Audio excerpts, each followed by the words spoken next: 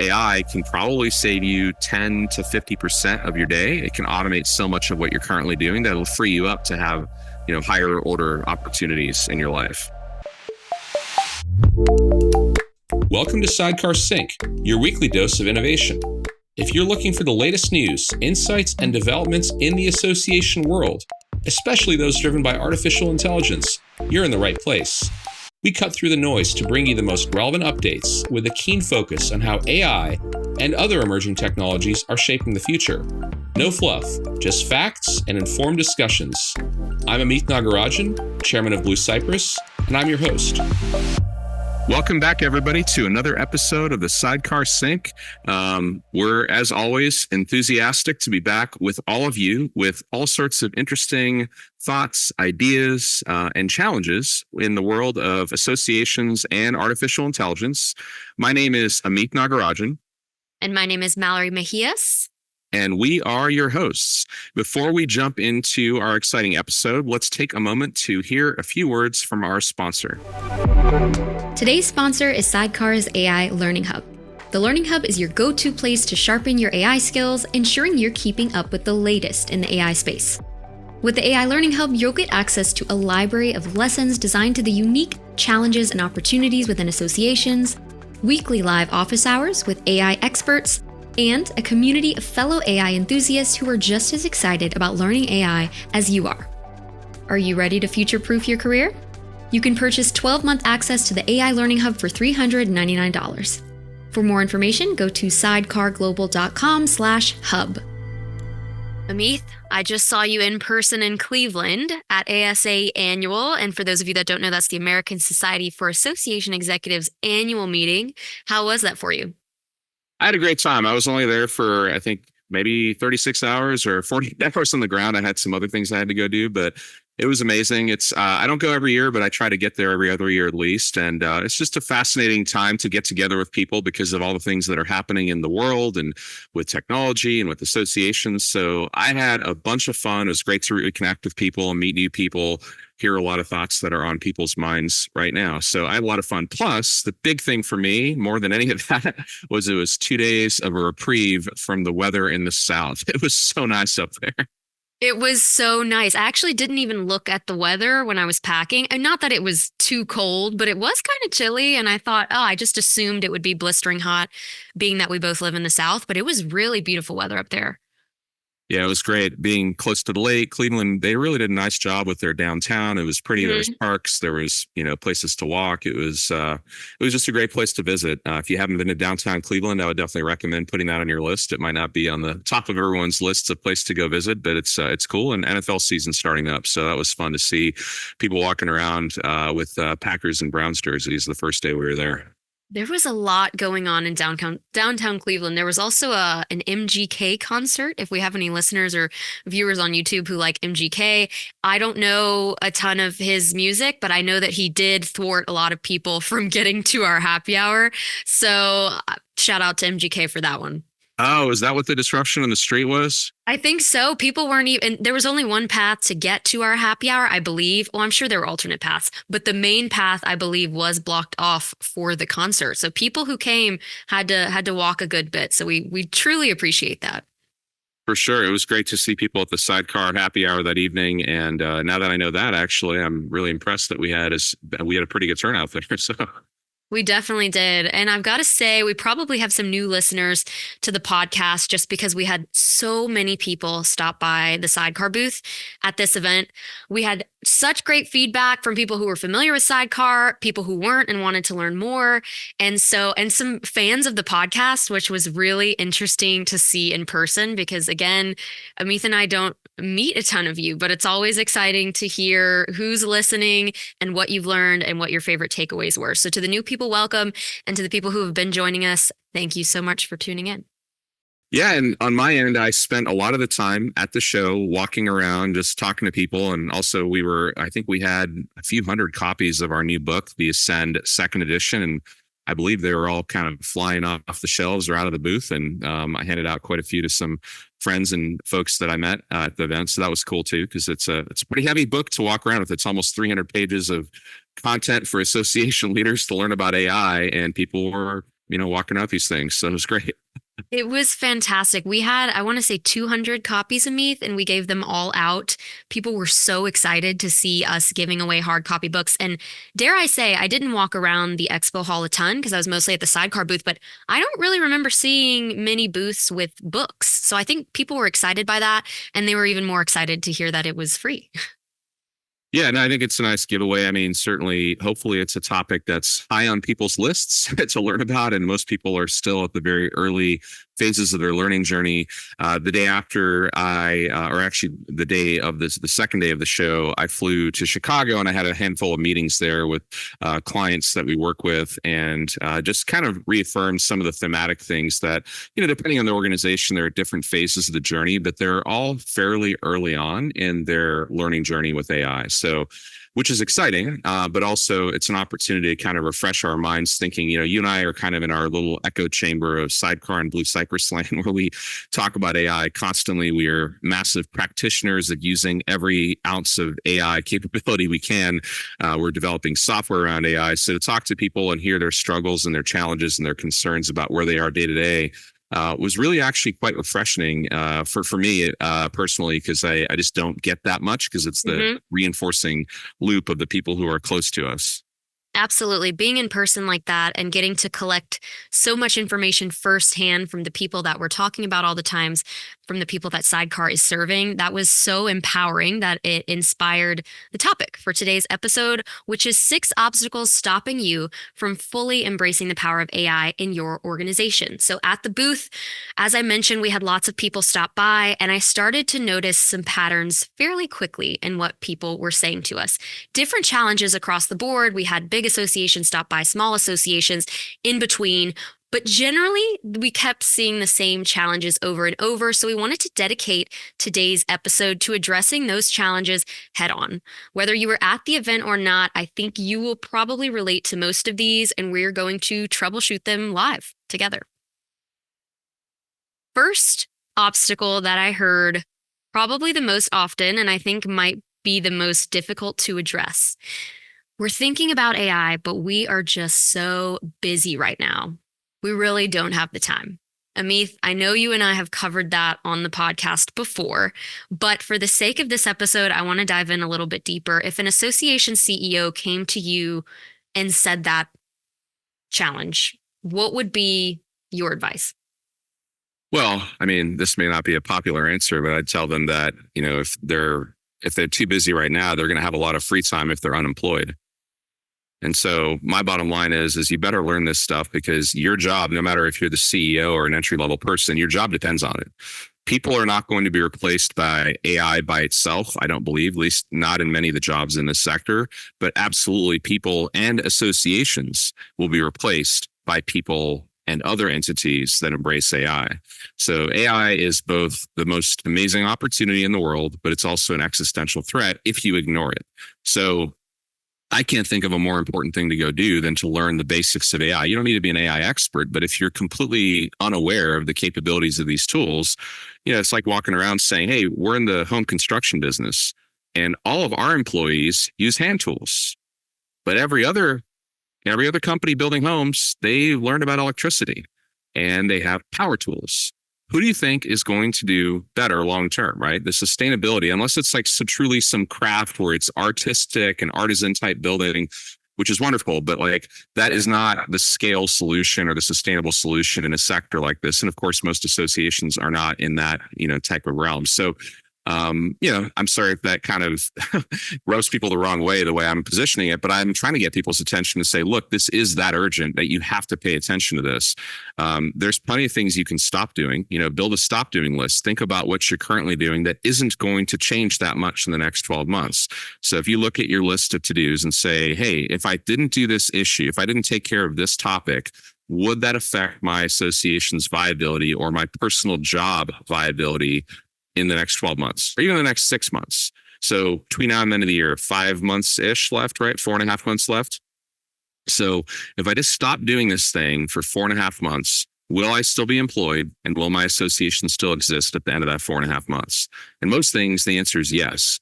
I would argue that if you don't pay attention to AI, maybe you won't be out of business or out of a job in 4.5 months, but it's possible. And certainly in the next year or two, it's very likely because the world is moving so fast. So it's a little bit of tough love that I have to, provide in terms of responding to that. You've got to prioritize learning this stuff. And people who are already moving along down this path, I commend you because I know it's difficult. I realize it's really hard, especially in a volunteer governance structure where your top level priorities are set by your board and your board may not buy into it. I totally get it. I empathize deeply with that. At the same time, if you're a leader in the organization at any level, you have to push forward on the things that are going to drive change. And this is going to be the most amazing change in a lot of ways for every organization. You mentioned before the idea of the stop list, and I love that. How often would you recommend looking at that list, writing something on that list in practice? Like once a month? Is that something you should be looking at weekly to see if there's anything that you could potentially stop? I think so. I mean, at a minimum, on a quarterly basis, you should be looking at what you're saying your stated priorities are for the next quarter and then looking at what you can stop doing. I do think that a more frequent refresh of that would be appropriate. I look at it also in terms of meetings that I'm attending. Meetings chew up a lot of time. And I look at it and say, like, am I really needed for that meeting? Can I just skip it? And it's not because I don't want to meet with the people or whatever. It's because I'm trying to protect my time. And I'm looking at it saying, do I need to be in that status meeting on this project? Do I need to be part of yet another conversation on a certain topic? Does the meeting even need to exist? Of course, is a great question. Can we kill it? But as an individual, can you opt out of certain meetings? That can oftentimes reclaim a handful of hours a week pretty easily because people kind of go like drones into these meetings and just sit there. And, most of the time they have nothing to say and they're just listening. That's a really inefficient use of time. That's mostly that type of meeting can be replaced with asynchronous communication where people are like writing up the status report that takes them 10 minutes to write up and 5 minutes to read, right? Like we do that at Sidecar and at Blue Cypress across the board where, we do have regular meetings, of course, but we expect our team members, depending on the role and various things, to either send a daily or a weekly, what we call a 515 report, which is literally takes no more than 15 minutes to write and no more than 5 minutes to read for the other people on the team or the supervisor. And that saves a crazy amount of time. So there's a lot of techniques like that. I think there's tons of great advice out there on optimizing your schedule and this and that. And a lot of people feel like they've already read all those books and they're kind of tired of hearing the same thing. But the reality is most people haven't optimized their schedule hardly at all. And they're attending a lot of meetings that aren't necessary, at least for them as individuals. Another thing that I'd throw out there with the meetings thing while I'm on that topic is, Amazon and Jeff Bezos were famous for this 2 pizza rule where they wouldn't have a meeting where you couldn't feed everyone with more than, you had to be able to feed everyone with 2 pizzas, right? So depending on the organization, if I was in the room, that might just be me, but, depending on this other people, it's not that many folks can be fed by 2 pizzas, 4, 6, maybe 8 people. So it's not these big giant meetings where you have 12, 14, 18 people in them for the most part. So it sounds like the idea here is that we understand you're busy. I would say most people probably say that they're busy, but you've got to do something to optimize your schedule because educating you and your team on AI is urgent. Would you agree with that? Yeah. I mean, what else is there? What else is happening in the world right now that could completely change the nature of your sector and your own association business and your job? I mean, this is a technology that, what we're saying is that intelligence is fundamentally being commoditized, which is a crazy thought, but that's exactly what's happening, right? We're not seeing entire white collar jobs being fully automated yet at the job level, but you are seeing it at the task level. And what is a job but for a bundle of tasks? So as a percentage of the job, the more and more the tasks get automated or automatable, that's going to displace a lot of those things. It also, that's the one side of it saying, how do we do what we currently do faster, better, cheaper? That's the quest we've been on since the beginning of time. We're a species that's advanced because of our intelligence, but also because we're tool makers, and we've been that way since the beginning of time. But the point is that this is the most powerful tool we've ever held, and we don't know how to use it. So people who know how to use it are going to run circles around those that don't. The other side of the ball, though, of course, is with these tools, what can we do that we could never do before? So other than saying, hey, how can we do what we currently do better, faster, cheaper? What are the things that we could not do, but now we can? Like, for example, taking this podcast and simultaneously translating it to as many languages as we want to, right? Which we haven't done yet with Sidecar, but that would be a wonderful thing to do. And the cost of that would have been, unapproachable for us and most organizations up until now. Now it's free. And that's a good example of a task that's been automated. But there's a lot of things like that, things that you can do. And of course, our book Ascend is chock full of ideas like that. But even if you think about it purely on the how do we get more efficient side, the last thing I'll say about you don't have time is, well, that's why you need AI. Because AI can probably save you 10 to 50% of your day. It can automate so much of what you're currently doing that will free you up to have, higher order opportunities in your life. What a great point. A secondary sub obstacle, I'll say to this one, to me is a little bit more valid. Not that being busy is not valid, but I think this one is more justifiable, at least. We want to be thoughtful about AI and not rush into anything without strategy. I heard this a few times at the booth. We want to educate our team, but we want to really think it through slowly before we do. What do you say to that, Amith? I think there's two sides to that. I do think it's prudent to have some thoughtfulness, some guidelines, some policies even around AI. But it's kind of like, how do people who have no knowledge or experience with a given technology write the policy and create the guidelines if they've never done it themselves? It's like saying, hey, I'm going to teach you, Mallory, how to drive a car. I've never driven one, but I've seen a car. Or I'm going to teach you how to fly a rocket ship. I kind of understand what rocket ships do, but I've never been in one. I've never been near one. I have no idea how to fly one, but I'm going to teach you how to fly one, right? That's the idea of setting policies and guidelines for others or for your whole team without having any hands-on experience. So on the one hand, I appreciate that there's a need to protect your confidential and sensitive data. That's a major hot button, and it should be. And that's something appropriate to address. But the flip side is if you try to get too I would say rigorous about your structure and your policy and guidelines too quickly, you're going to stifle innovation. And quite frankly, the handful of people who are, they're hell bent on just doing whatever they're going to do, they're going to do it anyway, and they're going to work around policies. So your policies will likely be misinformed, largely if you do it too soon. So my suggestion would be do some basic training, get some understanding of what these tools can do at a very high level, and then formulate a preliminary policy. And when you roll it out, unlike most things that come from high on up in association land, where they're kind of like etched into tablets and people think they literally are like, impossible to change, right? Like the bylaws of the association policies are perhaps not as hard to change as that. But the point is that most people in the association culture are used to policies being, quite persistent. They last a long, long, long time. You have to set the expectation with people that the policy is likely going to be adapting iteratively on a high frequency basis. So that's a really important part of it. But I do 100% support the idea of policies and guidelines. But that's also why training is part of that.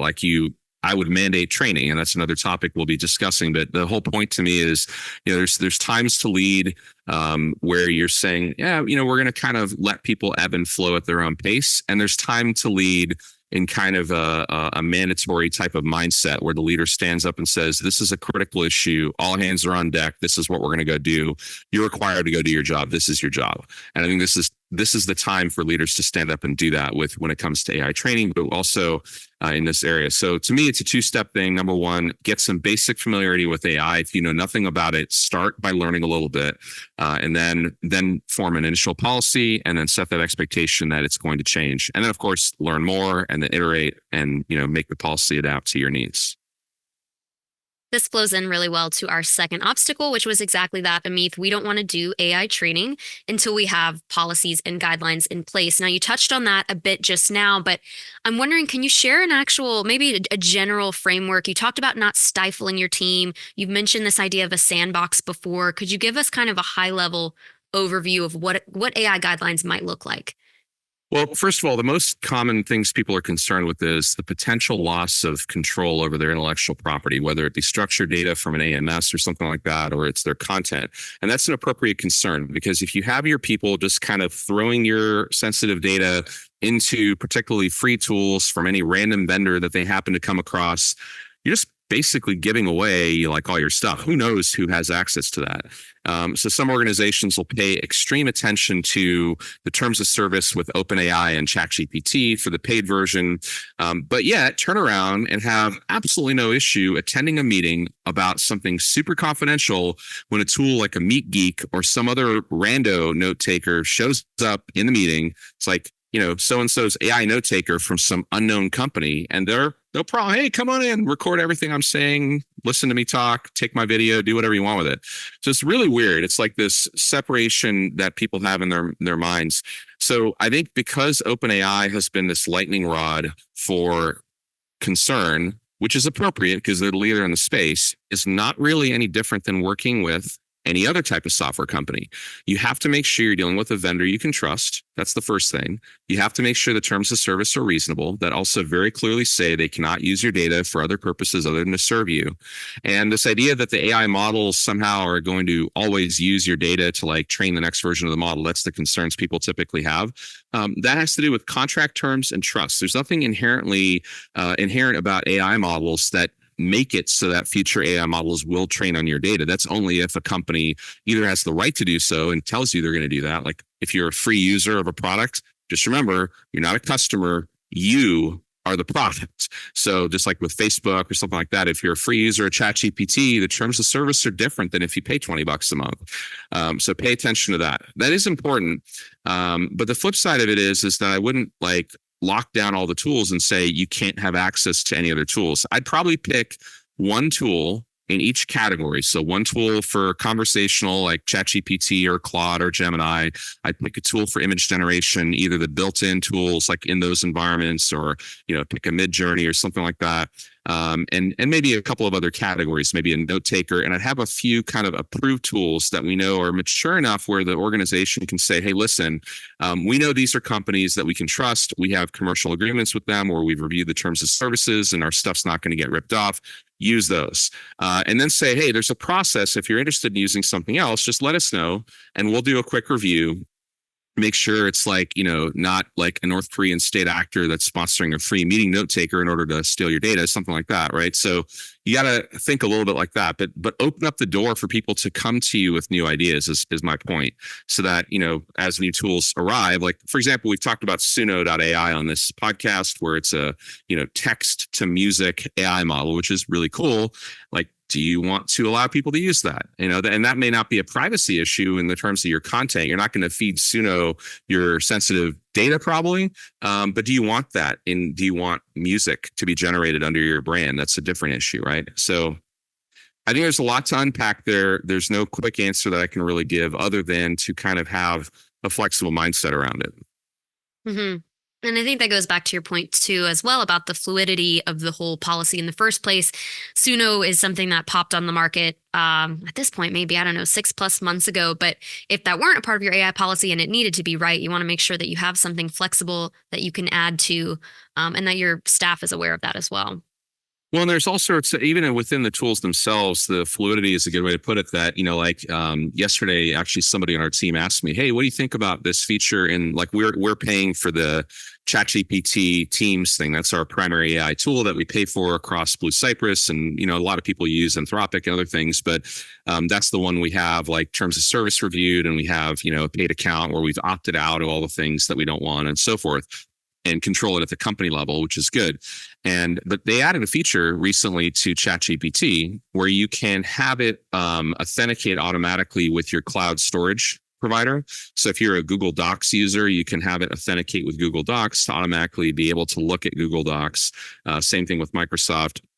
And while on the one hand, that's just an easier way to share a file rather than like downloading it from the cloud provider and then uploading it to ChatGPT if you want to share the file, it makes me a little nervous personally because, you're essentially authorizing this SaaS company to have access to your private file repository, right? Giving them pretty much full access to it is the way that integration works. And that makes me nervous personally. So I suggested to this person that it's just better to download the specific file and then upload that specific file. In the case of OpenAI, I think they're a very interesting company at a lot of levels. They've done some phenomenal AI work. But I also don't really trust them, partly because of the changes that are going on leadership-wise. There's a mass exodus of their founders. There's the, ousting and then return of Sam Altman. There's like all this opacity with respect to their approach to alignment and safety and on and on and on, right? So, but yet they're a leading model provider. So they have a very good product that's cost-effective and so forth. Would I be more comfortable allowing Anthropic to have access to my Microsoft files? Maybe, but I don't really know that much about them either. What I think is going to happen is a lot of that stuff is eventually going to end up being boiled into your main platform. So you already have Microsoft Copilot, Google's Assistant as well. Those things, frankly, kind of suck compared to the full-blown ChatGPT or Anthropic. They're always a little bit behind because they have to serve such a wider audience. It's like in Microsoft Copilot, if you go into Word, on the one hand, it has access to everything in your Word document and theoretically your other documents, but it really is super limited right now. That's going to change over time, and you probably will just live in that environment, is my guess. And then you don't have to worry about it as much. I think what could be a bit worrisome about the example you just provided is the fact that you, Amith, or our CEO, Johanna, may not have known about that feature of being able to give OpenAI access to all of your files until an employee brought that to you. So I can imagine some listeners are probably concerned if they're leading an organization of how do they even predict what they need to protect themselves from without that kind of intel. Yeah, totally. Our next obstacle, Amith, you will think this one is interesting, and this is a direct quote. Some of our employees are really excited about AI and leading the charge, and some, quote, believe the earth is flat, end quote. How would you recommend leading teams with mixed feelings across the board about this new technology? I'm all about providing people as much information and insight as possible and hearing feedback. At the same time, I'm a big fan of this idea called making a decision and then pushing the organization forward on it. So if you as the leader or if your leadership team has decided this is an important big thing, of course you should listen to people's concerns and you should educate them to the best of your ability. But after a certain point, you say, this is what we're doing and we're going forward with it. And that's it. And get on the bus if this is where you want to work. And there needs to be more of that mindset, in my opinion, in the broader association sector. There's way too much of a kind of consensus-oriented mindset where everyone has to be on board, or if not everyone's on board, those individuals can opt out of doing certain things. A lot of people are not making these things mandatory, but to me, that just points to an issue with the culture more than anything else. And again, I understand there's lots of nuance to this, and I'm kind of approaching all problems with a sledgehammer when I talk about it, but that's intentional because the world doesn't care about your nuances. The world doesn't care about your problems. They only care about your abilities and what you produce of value. So if there are competing forces out there, other associations possibly, or perhaps commercial organizations that are in your space or can essentially displace the value of the services you provide, like ChatGPT itself, right, can do a lot of the things people come to associations for, you've got a big problem. So I don't think it's time right now to get to consensus. I think now is the time to take bold action and to demand that your team goes with you. And maybe some people opt out. That's okay. That's not the right place for them to be. Maybe it's been the right place for them, but it's not anymore. So there's some of that thinking that I think needs to be more prevalent in this space.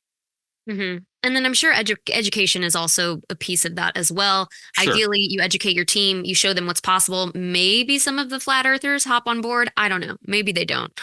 Some people are going to be pessimists, but like ultimately will come on board. That's probably okay because there's people who are just slower adopters or late adopters, as long as they know they have to do it. But there's some people who are just flat out obstructionists, and those people have to go. So it's not just that they're slow to adopt it, but they're actively trying to undermine it because they disagree with it or they think it's, there's something fundamentally mismatched between their system of values and beliefs and what your organization system of beliefs are on a go forward basis. And again, these might be wonderful people, like wonderful human beings that have served your organization well, but where you as the leader are taking the organization may diverge from where these people want to go. And the bad news is that might mean some of those people are not part of your future. But the good news is there's other people out there who probably would love to be part of your future, especially if you have a bold vision for how you're going to transform your sector or your profession, leveraging AI to advance your mission. That's exciting. And so the people who will get on board with that may not all exist within your organization's walls right now. And that's also okay. Many associations are so focused on keeping everyone happy, which is basically both impossible and largely just, it's just something I wouldn't want to try to focus on in any organization. There's no way to do that even in a 10 staff association. You certainly can't do that in a larger one. Even in a family, right? There's no way to keep a whole group of people happy. But I think the distinction you made, Amith, is really important. This is not necessarily people who are cautious and who want to move more thoughtfully through this. This is people who are obstinate and who don't want to embrace it. Amith, I'm curious, did you see this same thing with the internet? Were there Yes. people that were like, absolutely not, never, won't do it? Yeah, for sure. I mean, I talked to tons of people in the 90s and the 2000s that were like, yeah, we don't need a website, or websites, the internet in general isn't going to change our association that much. Same thing with mobile, same thing with social media, same thing with whatever the technology shifted is. The difference is all of those have been passive technologies, right? If you think about it, it's about distribution. It's about lowering cost of compute. It's about changing it so that you can do computing anywhere with mobile devices, connecting with other people more easily. All of these things have been passive technologies. They've required a user to basically activate them and tell them what to do. Whereas, AI is an active technology. Right now, it's kind of like somewhere in between where you still have to tell it what to do. But as these systems become not only more capable, it's semi-autonomous, and in some cases, possibly fully autonomous or mostly autonomous, this is a different thing. It's a completely different animal. It's an intelligence form, right? Whatever you want to call it, augmented intelligence, artificial intelligence, Apple intelligence, you can call it whatever you want. It is the same thing. It's a shift in capability because it's an active form of technology, and we've never experienced that. So that's, of course, understandably, all of us, including everyone here at Blue Cypress and Sidecar, who are playing with this stuff all the time, we're all confused. None of us know exactly what we should do next because none of us have encountered this type of technology before. But that's precisely why you have to go figure it out. And keep this in mind, all those obstructionists, as you called them, Amith, who were against the internet and against social and against mobile, I'm fairly sure at this moment are using the internet and have mobile phones and probably have social media accounts. So think about that, I would say, in the greater landscape for the future. Yeah, and then in those examples, they had many years to adapt. And so a lot of people who were early proponents of, let's say, the iPhone, personally, they enjoyed using the iPhone in their lives, or social media, or just were a big, user of the web personally, might have said, well, for my group, that isn't necessary. It's not a purpose. There's always a reason why it's not applicable to the association, because the mindset has been that it's a protected space, that, oh, we are the association for X, and therefore we are somehow insulated from the need to drive this kind of innovation. But that world is rapidly coming to an end. Our next point you also touched on a bit earlier, but I think it warrants a deeper discussion as well. Our fifth obstacle is we've been experimenting with the free version of ChatGPT or various other large language model tools, but we aren't sure we want to go the paid route. Why do you, well, you already said it, that you think people should go the paid route. Why is that? I think there's a couple of reasons why. So first, I mentioned earlier that if you're using something for free, how is the company making money? It's not making money from you. So maybe it's a freemium model, and the idea is that as you go further into the product, you'll want to upgrade, and there's a small slice of the users that are paying, and therefore that's how they make their money. For example, I was watching a video on the Wall Street Journal site this morning about Duolingo, and this is the language learning app that's become, the most popular language learning app in the world. They heavily use AI. Very interesting, short video, 7-8 minutes. I'd encourage anyone to watch it. They do about $500 million a year in revenue, but only 8% of their users pay. So there's 92% of their users are free users. And so that's called the freemium model, where you have a massive number of people you have on your platform, and then the paying users actually support it financially. They do have some ad revenue as well. But you have to remember, as a Duolingo user, part of what you're providing, both paid and free, is your data. You're providing your interactions, your data, and you're opting into the terms of service that allow the business to use your data to do whatever it is that they're going to do to optimize, their business. So there's nothing wrong with that. It's just you have to remember that paid versus free. If there's a paid option, there's probably some benefits there that are worth thinking about. One of which is, in the case of AI, the terms of service. The terms of service for paid accounts often do say that they will not use your data for future model training, whereas the free versions of most models do not say that.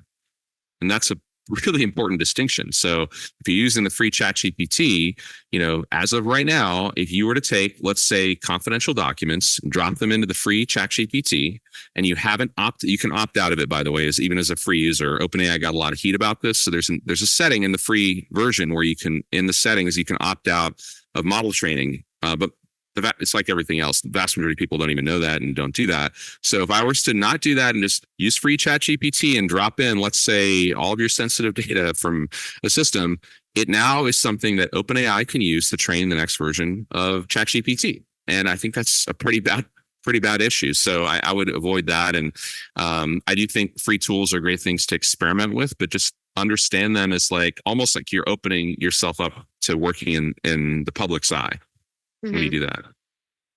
I would say most of us across Blue Cypress, well, maybe not most, but the people who were experimenting with AI were in the past using the individual paid account of ChatGPT, which I think was $20 a month. And I think there are some protections there. And then Blue Cypress as a whole opted to switch to the Teams account. I don't know if you know the specifics on that, Amith, but why did we make the shift from those individual paid accounts to the team paid?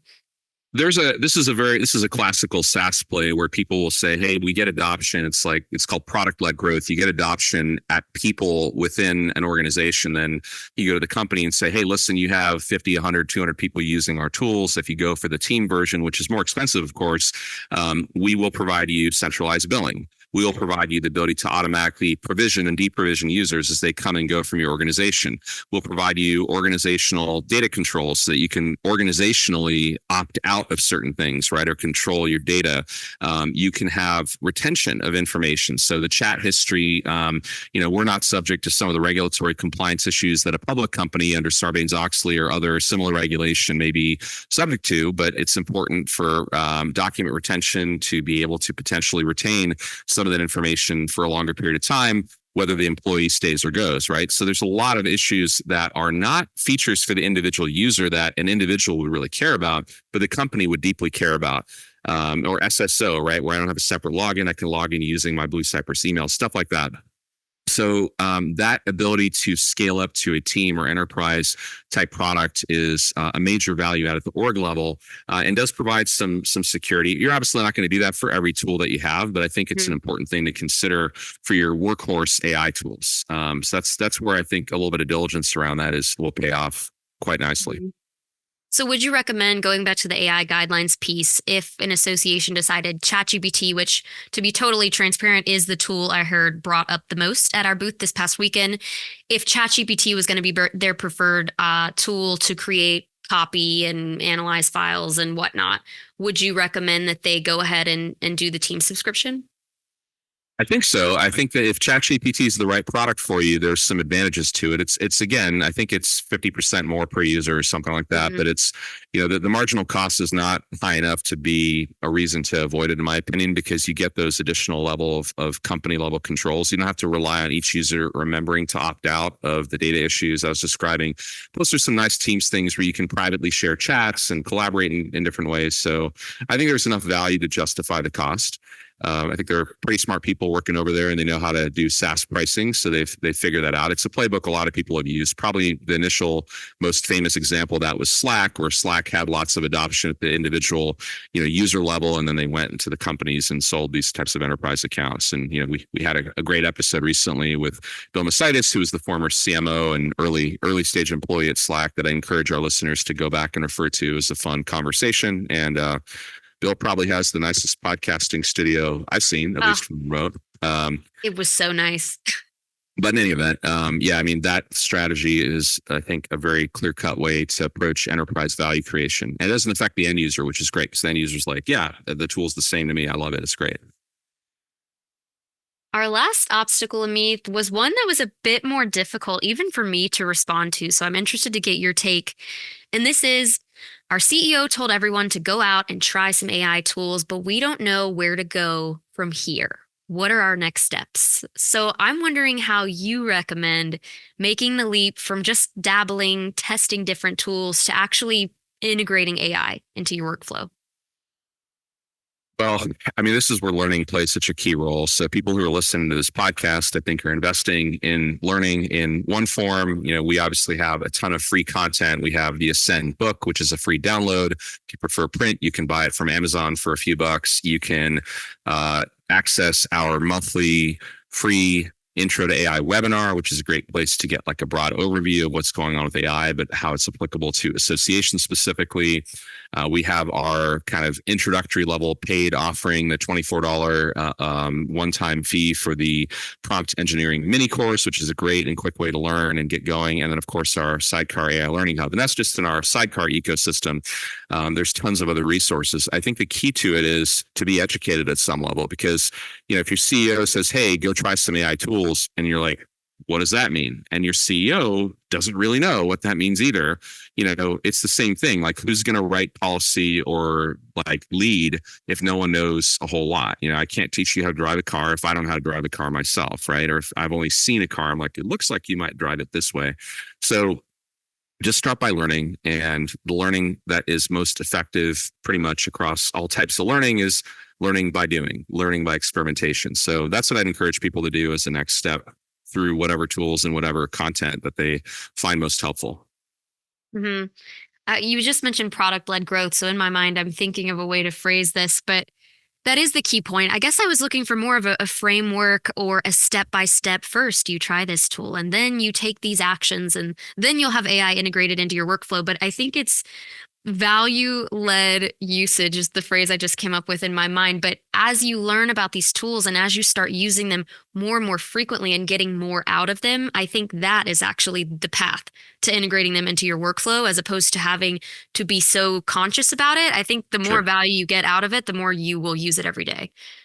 Completely agree. It's a self-reinforcing cycle. And, if first of all, if you've never used any AI tool at all, go to ChatGPT, try it out, pay the $20 a month just as an individual. So your data is protected. Opt out of the thing I just mentioned, where in the settings you can turn off the thing where you share your data for future model training. Obviously, opt out of that and go play with it. The problem is it's just a text box. I mean, there's some prompts in there, like some things you can choose that are kind of like, give me a recipe for a good cocktail or whatever, but none of that's really interesting for the most part. You got to have ideas and examples. And that's where some structured learning is somewhat helpful, because, if you attend a 1-hour webinar or you take a little course, you can get some ideas, and context is everything. So if I give you examples of what might help someone write a blog, that's cool for your marketing team or people who write blogs. But if I don't write blogs at all, it's hard for me to translate that into what I do. So if I'm an attorney, how does it help me with contracts or negotiation? If I'm a financial person, how does it help me with my work?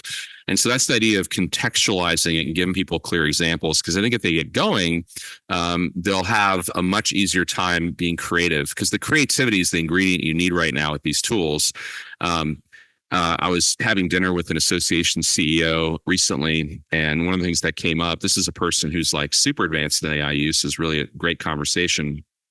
And one of the things that came up in the discussion is I said, well, have you experimented with using the AI as a counterpoint, meaning like someone to debate against? So rather than the AI agreeing with you all the time, which is what these things do by default, and completing your words for you and completing your sentences for you, essentially, you tell the AI at the beginning of conversations, your job is to be my thought partner, and specifically your job is to take the counterpoint on everything I say.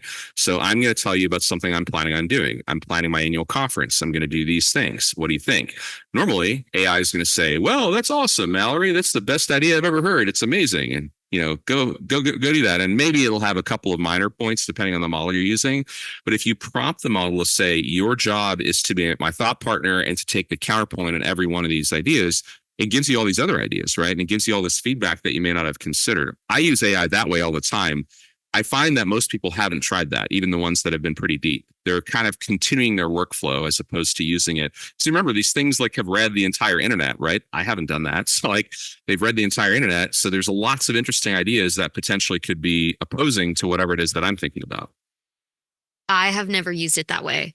I think in my mind, I'm often trying to do things as quickly as possible. And I might think, oh, that'll take me a little extra time. But that makes me think of something I heard from someone in our AI Learning Hub for teams or for their whole association, which was that they had different people on their board with different personas, different levels of expertise in certain areas. And they actually used the AI to be that persona and said, okay, like you have a strong personality. IT is your expertise. I'm going to present to you this idea and then criticize it. And I thought it's exactly what you're saying, Amith, but so profound and such an interesting use of a large language model. Well, you imagine a world where, and this is not really requiring imagination these days, where there are AI avatars for each of us that represent kind of our collective thought process. And, if you think about the information in your Microsoft or Google account, pretty much tells you a lot about what I think and how I respond to things, right? There's a lot of training data there on a per person basis. And you say, hey, we want to have a meeting between Mallory, Amith, Johanna, and these other people. And you can have these avatars talk about a topic. And, there are tools that already do this. And so people are going to start sending their avatars to meetings and actually have reasonably good conversations about, and then it's like, what if it's all AIs talking about an issue, right? And so that's what one of the things we talked about a lot in this pod, and it's in the book, is this idea of multi-agent systems. And a multi-agent system is nothing but that. It's just basically multiple AIs that have been trained with either specific prompts or different AI models that have conversations with different roles or different viewpoints. So that's what you hear when you hear about Microsoft's AutoGen project, which we've talked about, or if you hear about LangChain, LangGraph, you think about Crew.ai, you think about the stuff we do in Member Junction. All of it's multi-agentic type of approaches. It's the same idea. It sounds super fancy and complicated, but it's basically a conversation between multiple AI systems and sometimes with humans. And it's exactly that, where we know what the training data is, and the AIs are pretty good at predicting the next token, right? So they're pretty good at predicting what I'm going to say. Well, Amith, thank you so much for this great chat today. To everyone who has joined us before, thank you for joining us again. And to all of our new listeners, welcome. Whether you're joining us on YouTube or listening on your favorite podcasting app, we're so happy to have you here at the Sidecar Sync, and we will see you next week. Thanks for tuning in to Sidecar Sync this week. Looking to dive deeper? Download your free copy of our new book, Ascend, Unlocking the Power of AI for Associations at ascendbook.org. It's packed with insights to power your association's journey with AI. And remember, Sidecar is here with more resources from webinars to boot camps to help you stay ahead in the association world. We'll catch you in the next episode. Until then, keep learning, keep growing, and keep disrupting.